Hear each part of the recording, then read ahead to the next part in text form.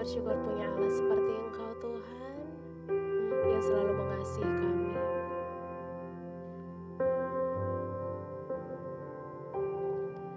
Selain Kau tiada yang lain, hanya Kau milikku di surga. Sekalipun dagingku lenyap, hatiku lelah tak berdaya. Ku sembah Engkau, Allah yang perkasa. Ku sanjung tinggi namamu di hidupku, Tuhan, tiada yang lain. Hanya Kau satu di hatiku. Ku sembah Engkau, Allah yang perkasa. Ku sanjung tinggi namamu di hidupku, Tuhan, tiada yang lain.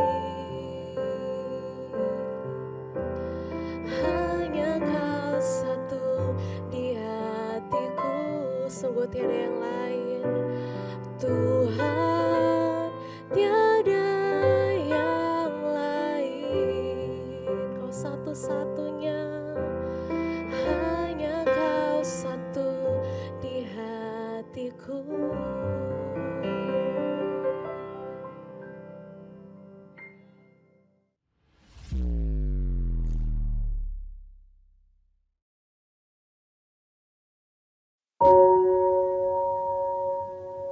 Shalom, puji Tuhan.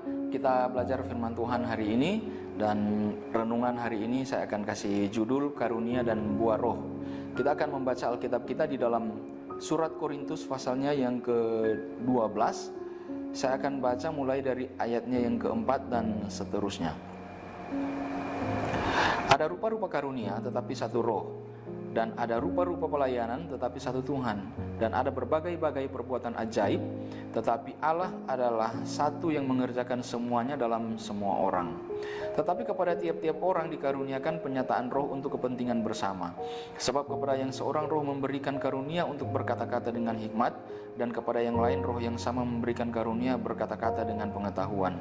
Kepada yang seorang roh yang sama memberikan iman, dan kepada yang lain ia memberikan karunia untuk menyembuhkan. Kepada yang seorang roh memberikan kuasa untuk mengerahkan mujizat, dan kepada yang lain ia memberikan karunia untuk bernubuat, dan kepada yang lain lagi ia memberikan karunia untuk membedakan macam-macam roh. Kepada yang seorang ia memberikan karunia untuk berkata-kata dengan bahasa roh, dan kepada yang lain ia memberikan karunia untuk menafsirkan bahasa roh itu. Tetapi semuanya ini dikerjakan oleh roh yang satu dan yang sama, yang memberikan karunia kepada tiap-tiap orang secara khusus seperti yang dikehendakinya. Puji Tuhan. Nah, itu tentang karunia-karunia roh. Kalau kita melihat di dalam surat Galatia, saya tidak akan membacanya, mungkin kita sudah hafal. Dalam surat Galatia yang pasalnya yang ke-5, di situ Paulus menuliskan tentang buah-buah roh, yaitu buah roh yaitu kasih, sukacita, damai sejahtera, kesabaran, kemurahan, kebaikan, kesetiaan, kelemah lembutan, dan penguasaan diri. Nah, saya melihat di sini, saudara, secara tersirat ada 9 karunia yang dicatat oleh Paulus dalam suratan 1 Korintus tadi. Ada 9 karunia. Dan tentang buah roh, ada 9 juga buah roh. Nah, ini saya rasa bukan suatu kebetulan, tetapi dalam ilham roh Paulus menulis ini dengan tujuan tertentu. Kenapa ada 9 karunia dan juga ada 9 buah roh? Karena yang saya lihat di sini, banyak kejadian-kejadian di dalam gereja-gereja. Ini suatu fenomena yang terjadi. Gereja-gereja yang saya lihat tidak semua gereja tapi banyak gereja begitu, menekankan kepada jemaat-jemaat, kepada orang-orang percaya. Mereka hanya menekankan tentang karunia-karunia. Jadi begitu giat mereka mengejar karunia-karunia. Salah satunya karunia berbahasa roh. Saya percaya semua karunia-karunia yang ditulis oleh Rasul Paulus. Tetapi yang saya melihat di dalam gereja, banyak kali ini diselewengkan.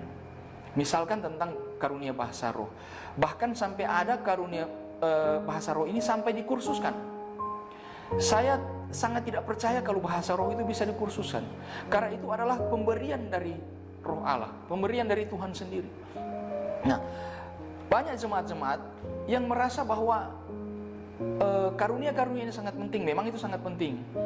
Tetapi saya melihat gereja-gereja banyak yang ketika mereka mengejar karunia-karunia ini, sehingga mereka hanya berhenti sampai di karunia. Dan mereka puas dengan karunia-karunia. Mereka merasa mungkin kalau sudah ada karunia-karunia tentang karunia pengetahuan tadi, karunia-karunia bernubuat, mengadakan mujizat, mereka merasa bahwa kehidupannya sudah sangat dipakai oleh Tuhan, dan mereka merasa sudah sangat luar biasa dalam pelayanan. Tetapi jangan lupa saudara, kita tidak hanya berhenti sampai di karunia-karunia tadi. Tetapi Paulus menulis dalam surat Galatia, ada 9 buah roh. Jadi kekristenan kita tidak hanya berhenti sampai di karunia.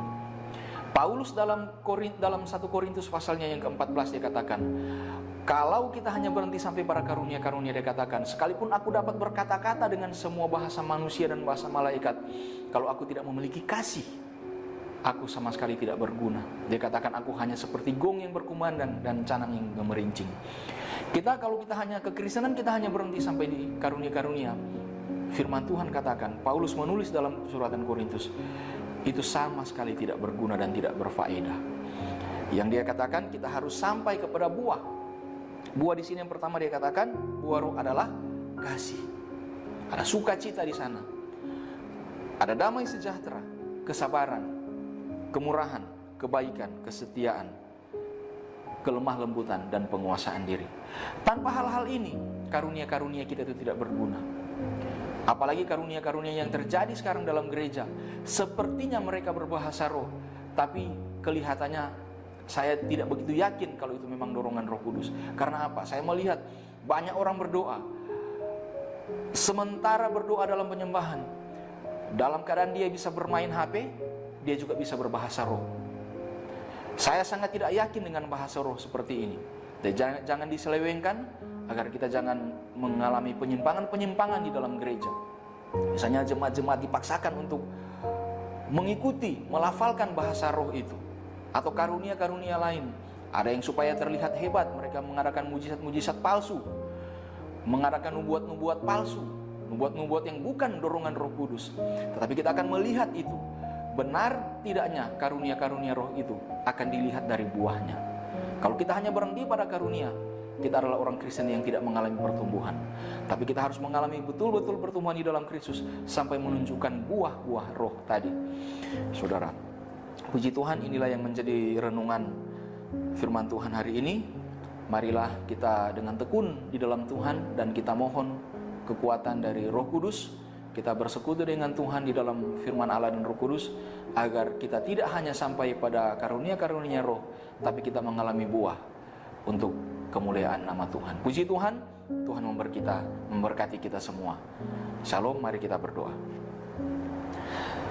Bapa yang ada dalam kerajaan surga, biarlah firman-Mu Tuhan hari ini menerangi hati kami, agar kami menjadi orang-orang Kristen yang tidak puas dengan hanya sampai kepada karunia-karunia roh saja Tuhan, tetapi kami boleh berbuah bagi Kristus. Terima kasih Tuhan Yesus, terima kasih Engkau sungguh baik buat kami. Roh Kudus tuntun kami, firman-Mu terangi hati kami dan pikiran kami. Dalam nama Tuhan Yesus Kristus kami berdoa. Haleluya. Amin.